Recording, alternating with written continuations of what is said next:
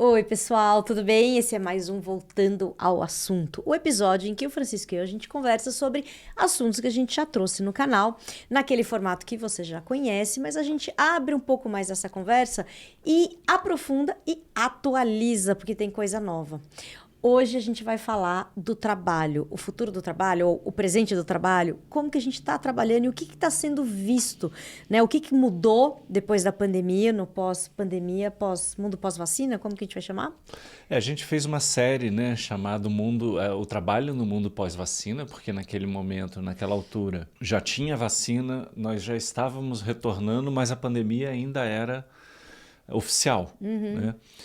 Hoje a emergência sanitária já não está mais declarada, então a gente pode falar de um mundo pós-pandemia.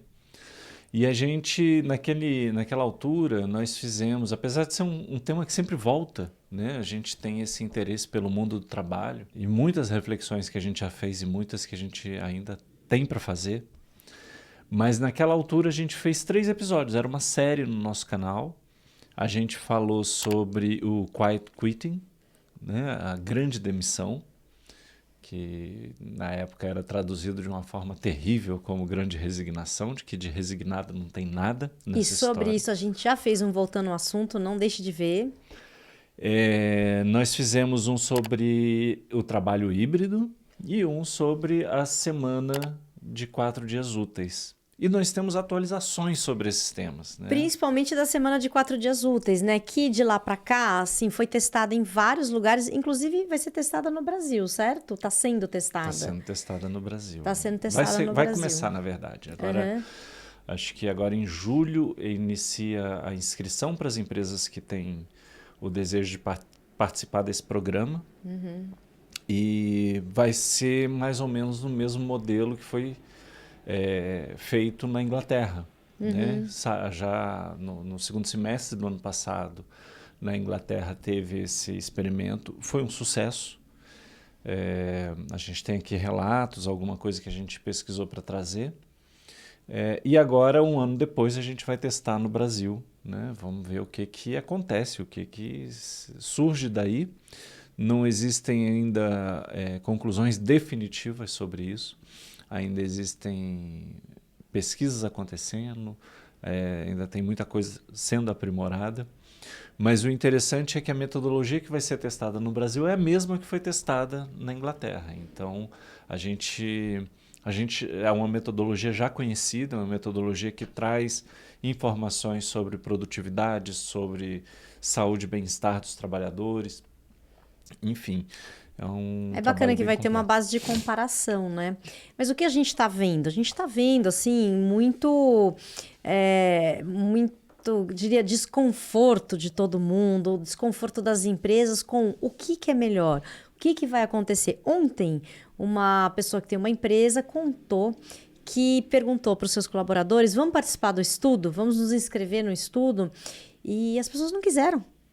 Não quiseram, assim, ficaram inseguras com o que seria trabalhar apenas 4 dias, né? Olha que experimentar, Uhum. essa dificuldade de experimentar. Também nessa semana a gente conversou com 2 pessoas de uma grande empresa, né? Que decidiu que acabou o trabalho híbrido, né? Então, todo mundo de volta Então 100% no vamos falar um presencial. pouquinho do trabalho híbrido antes de entrar Tá bom. no tema dos Semana de 4 quatro dias, porque são dias. 2 temas distintos. Né? E a gente tem aqui, eu acho que a gente tem é, momentos distintos para cada um desses assuntos. Tá. Né? Então, quando a gente fala do trabalho híbrido, parece que a gente tem um retrocesso. Né? Foi provado, tem pesquisa. A gente fez um episódio recentemente sobre a paranoia da produtividade e as pesquisas e as declarações mostram que as pessoas trabalhando remotamente, quem tem essa possibilidade, rende tanto quanto trabalhando presencialmente ou mais. E tem alguns ganhos de estar próximo à família, de estar, Comer de repente, melhor, mais equilíbrio com a vida profissional e pessoal. tá num lugar mais agradável, de repente a pessoa está morando no campo, né? Então tem esses ganhos todos. No entanto, a gente vê um movimento crescente de declarações de bilionários. É curioso que geralmente quem vem falar isso é um bilionário, não é alguém que trabalha, que paga suas contas ali com o seu próprio salário, né? Dizendo que isso não pode mais acontecer, que isso, né, é contra, que isso é uma aberração. Teve um que disse que isso é uma aberração. E as empresas, elas têm entrado nessa onda de voltar para o presencial, e o que a gente tem escutado de relatos de pessoas próximas é uma decepção muito grande. É uma perda de motivação, é um sofrimento com esse retorno forçado, uma percepção de um autoritarismo das empresas, das lideranças. Então isso é muito ruim para o clima, para a retenção de mão de obra, é muito ruim para as relações no ambiente de trabalho, sobretudo quando a coisa é feita de maneira muito autoritária. Autoritária, abrupta e definitiva também, né? Que eu acho. As pessoas estão sofrendo, inclusive, um luto, né? Assim, eu agora sei o que é estar com os meus filhos mais tempo. E daqui a pouco eu volto 100% e não tenho mais. Então as pessoas começaram a enxergar que existe outro tipo de vida, né? Não, e a falta de cuidado com que isso é feito, né?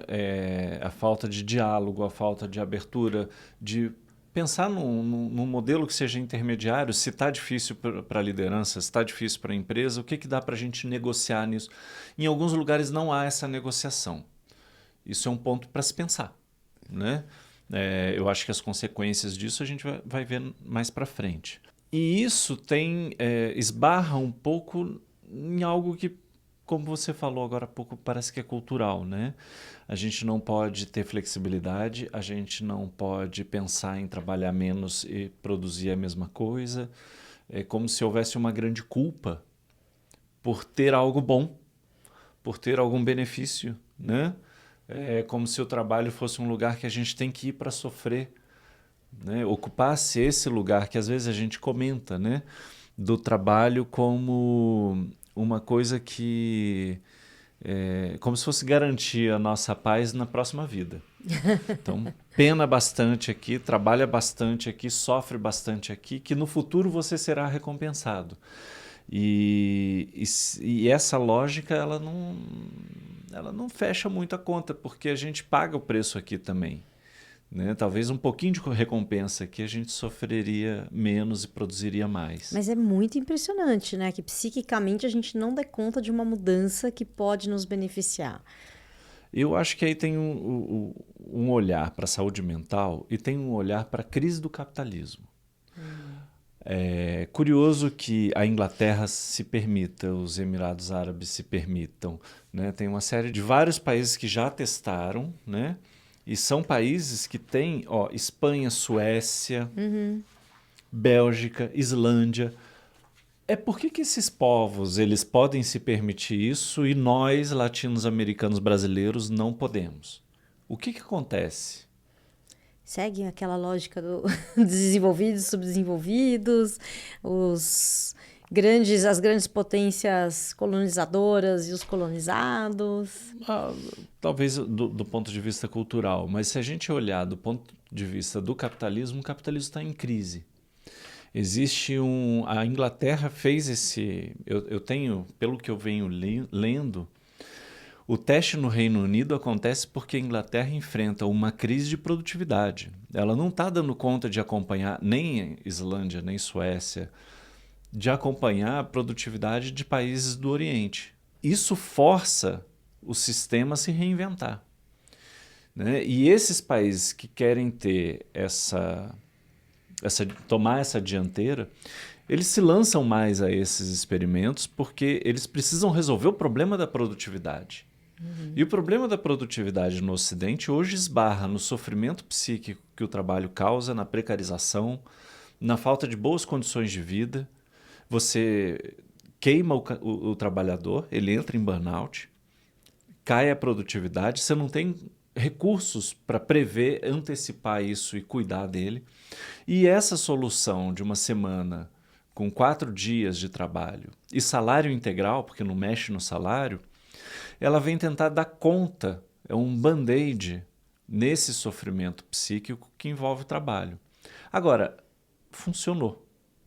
é isso que eu acho muito interessante observar, e eu tenho aqui alguns relatos interessantes para ler sobre o depoimento das pessoas, né, que passaram por isso. Então a gente tem, por exemplo, uma matéria que saiu da BBC, muito interessante. Essas matérias vão estar no descritivo desse vídeo. Para você poder também consultar logo após o vídeo.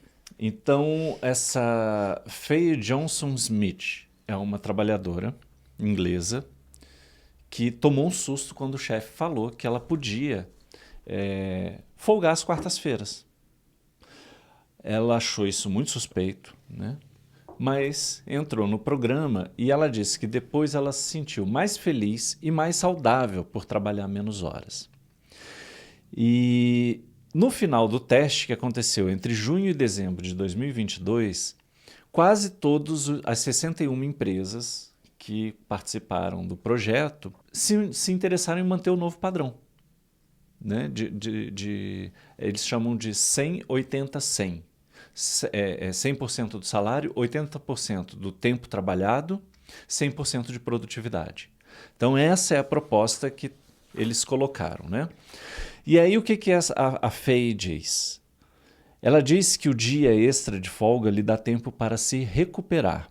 Como resultado, ela volta ao trabalho pronta para a correria. Segundo Faye, ela faz tanto ou até mais em seus 4 dias do que costumava fazer em 5. A sua colega, Bethany Lawson, diz que acha mais fácil gerenciar sua equipe agora que a maioria trabalha 4 dias por semana. Ela também diz que consegue se empenhar mais graças ao dia extra de folga, né? E, olha só, das 61 empresas que participaram, 56 disseram que continuariam com a semana de 4 dias pelo menos por um tempo e 18 disseram que a mudança é permanente, que não voltam para o modelo de 5 dias. Aí um diretor de uma empresa disse que o começo realmente é tenso. As pessoas têm dificuldade de se adaptar, é uma novidade. Elas ficam com medo, elas ficam assustadas, isso precisa ser conversado, isso dá trabalho.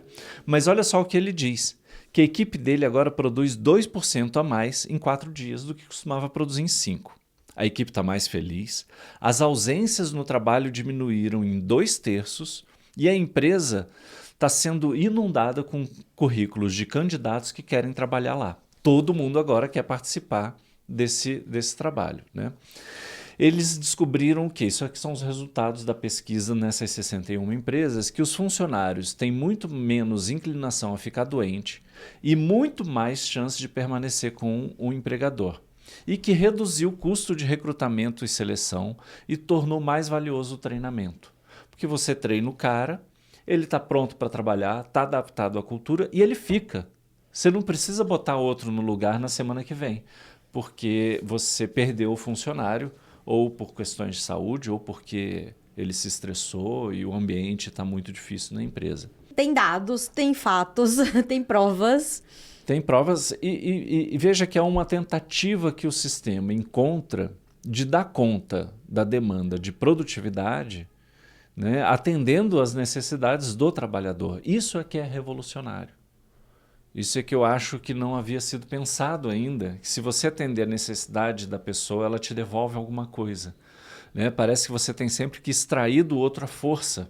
E essa é uma mentalidade que aparece muito, eu acho que como herança escravocrata, escravagista, né? Industrial, passando da escravidão por toda a fase da indústria e tudo mais. Né? A gente teve períodos, não muito tempo atrás, em que as pessoas trabalhavam todos de domingo a domingo. Então, lembrei de um episódio que a gente falou, 1919, né? Que foi a semana de 8 horas. O dia de 8 horas de trabalho, né? E aí lembrei que o francês lá, que era o diretor da OIT, né? Ele falou, naquela época, a Organização Internacional do Trabalho, ele falou, nossa, não imaginava que diminuir as horas de trabalho ia aumentar a produtividade. Então, essa coisa que a gente até nomeou de contraintuitivo, né? Como Sim. que você vai trabalhar menos e produzir mais?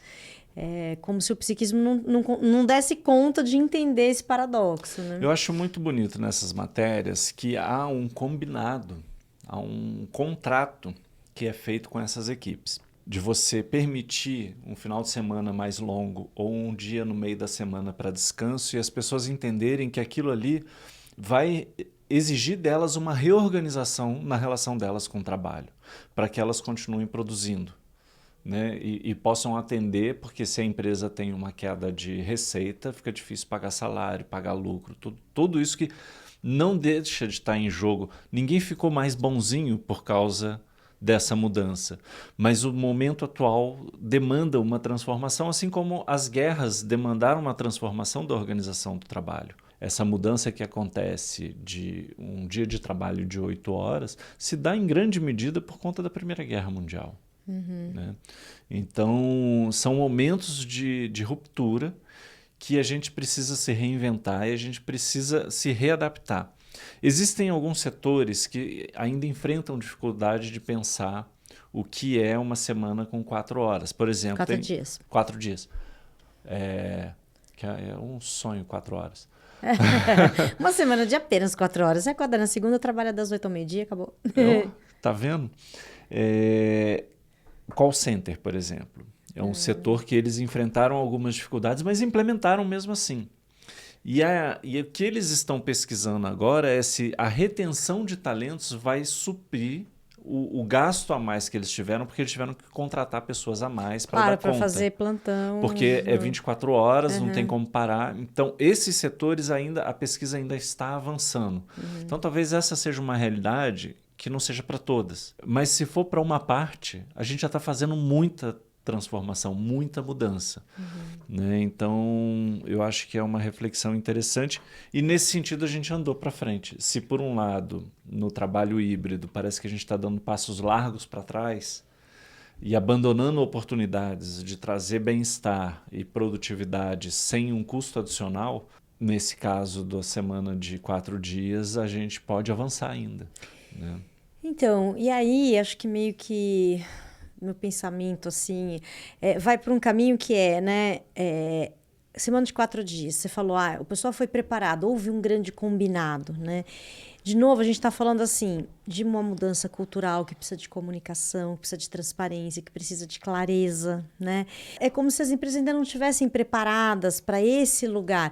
Ontem a gente estava lá no evento do CBTD, o Congresso de Treinamento e Desenvolvimento, e a gente conversou, tinha lá um foco em diversidade, inclusão e tudo mais, e conversamos com mais de uma pessoa que falou, olha, tá avançando, mas as pessoas chegam na empresa, a empresa não tá, a cultura não está preparada para receber, o gestor reclamando, os colegas reclamando, assim, daquela pessoa que é diferente, né, digamos assim, e então o processo dentro das empresas de comunicação, de aculturamento, eu acho que ele vai muito lento também, ele não é efetivo, suficientemente efetivo para dar conta, fala assim, olha, vai mudar mesmo, para essas questões que fazem a gente querer tudo como era antigamente, né? Isso, a importância desse trabalho está sendo feito de maneira metodológica, científica, com comprovação, números, para mostrar para a gente o seguinte, esses processos que você fala de cultura, de transformação, de comunicação,